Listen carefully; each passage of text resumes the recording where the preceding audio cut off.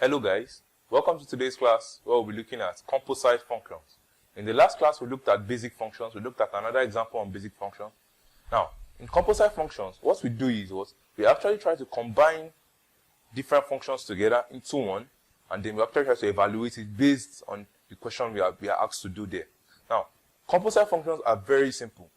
They are just like a function of another function. So a composite function is basically a function that is embedded in another function. In fact, it can be more than twice, it can be more than 3 times. In most cases, it's already twice and 3 times, but you should be open to the fact that it can be more than that. So it is just a function inside another function that is inside another one, and probably inside another one. So it is just a function that is carrying another function. So in order to evaluate this, our idea of basic functions is still applied. Our idea of basic functions is still applied, and then we just have to follow the due procedure, and then we'll get it. Let's look at this example, and then we'll understand what this means. We have here as what we have if f of x is given as 2x plus 5, g of x is given as x squared minus x plus 3, and h of x is given as 2 over x minus 4. Evaluate the following. The first one we have here, we have f of g. From our figure 2, we have h of f of 2. From our figure 3, we have f of g of 0, and then that is what we have here. Now, I want to bring to your notice that for our functions, you see the first function we have here, we have f of x. We have something like this. We have f with a colon, and then x, then with a arrow pointing this way, and we have 2x plus 5. I want to bring to your notice that this is also the same thing as f of x equals 2. So it can be expressed this way or this way. So it can also be given as f of x. It can also be expressed as f into bracket x close bracket. So f column x with this arrow, they also mean the same thing as this.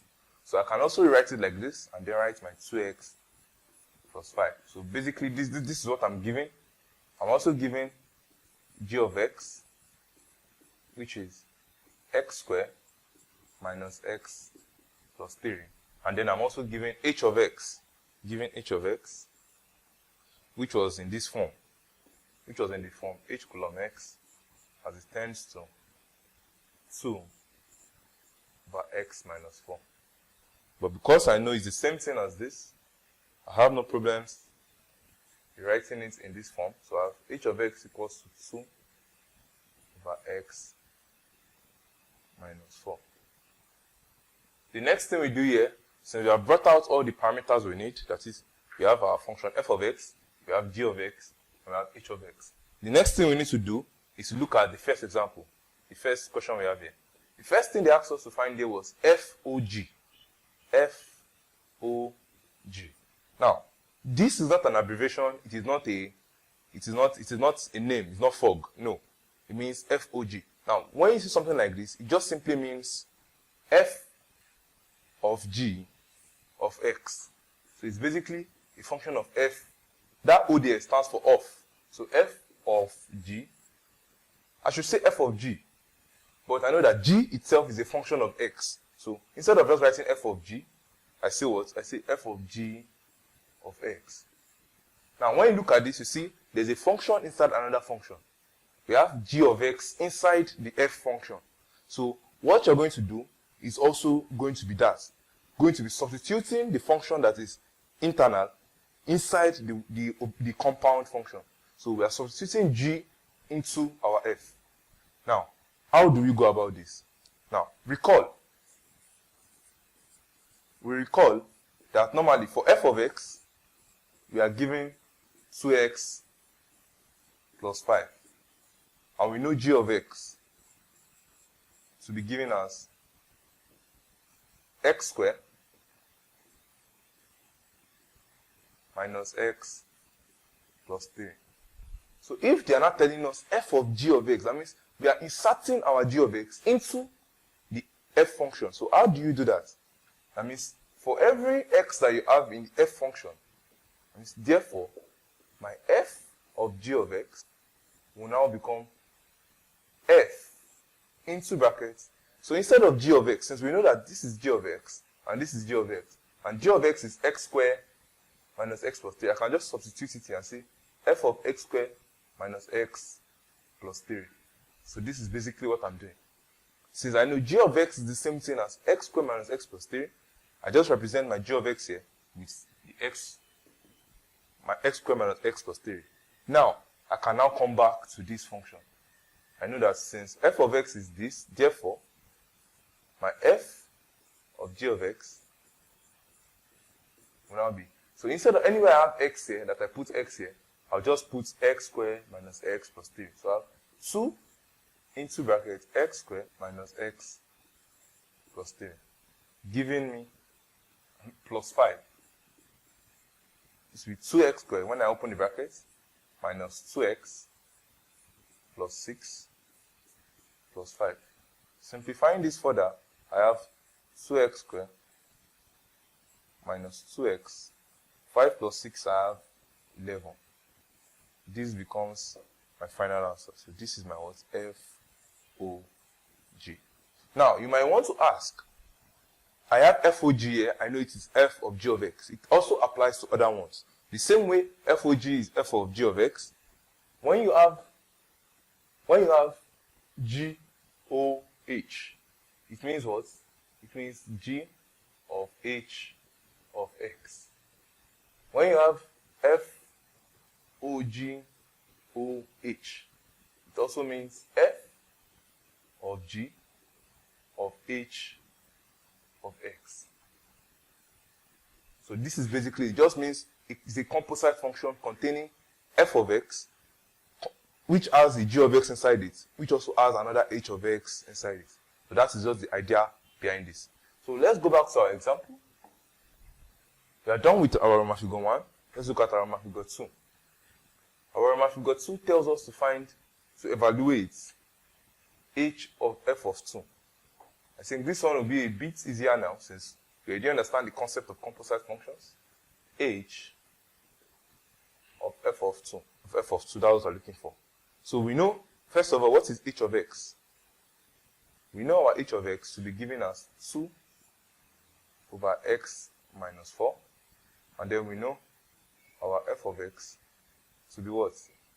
Let's check again to remind ourselves. Our f of x is 2x plus 5. So this is h of x, this is f of x. I know that I'm inserting my f inside my h. But in order to make this easier, now, anytime you have a value that it is not just x inside, you have a value 2, you can make it easier for yourself by getting the f of 2 on its own, first of all. Getting the actual value of f of 2, then substituting inside my h function. How do I do that? First of all, get f of 2. F of 2 from here, from our knowledge of basic functions, will be 2 into bracket 2 plus 5, giving me 4 plus 5, giving me 9. I've gotten my f of 2. So I can now say, therefore, my h of f of 2 can now be the same thing as was h of 9. Since I've gotten that f of 2 is the same thing as 9. So all I need to do here, very easy, is get h of 9. And then I've gotten my answer. So for h of 9, using the h function, h of 9 will now be what? 2 over 9 minus 4, giving me 2 over 5. I can now say, therefore, my h of f of 2 gives me a final answer of 2 over 5. And that is it. Very simple, very straightforward. All you need to do, follow the due procedure, and then you arrive at your answer. For the third question we are asked to find f of g of 0. I'm sure we'll be able to do this now, using the knowledge of what we have done before, but still, let's do it together. What do we have there? We have f of g of 0. So for f of g of 0, which is what we're looking for, we know we need our f of x function. Our f of x function, which is what? Our f of x function is 2x plus, and then our g of x function, which is x squared minus x plus 3. Okay, let's be sure. It is 2x plus 5, rather. For the first thing we need to do, as we can see, we have f of g of 0. So in order to make things easier for myself, first of all, I can get my g of 0, which is inside here. I have g of 0. G of 0, we'll be using the g function. I'll have 0 squared minus 0 plus 3, giving me 0 minus 0 plus 3, the final answer of 3. So I've gotten my g of 0. I can now say, therefore, that my f of g of 0 can also be rewritten as f of 3 now. So I know that this can be written as this, then f of 3 will now be what? Solving using the f function, I will have 2 into bracket 3 plus 5, giving me 6 plus 5, giving me 11. So I can therefore say that my f of g of 0 is given as 11. Is that in the next class we'll be looking at other types of composite functions as we apply them to inverse of a function. So the inverse of a function is what we'll be looking at, and that will take us into a different dimension on functions. See you next class.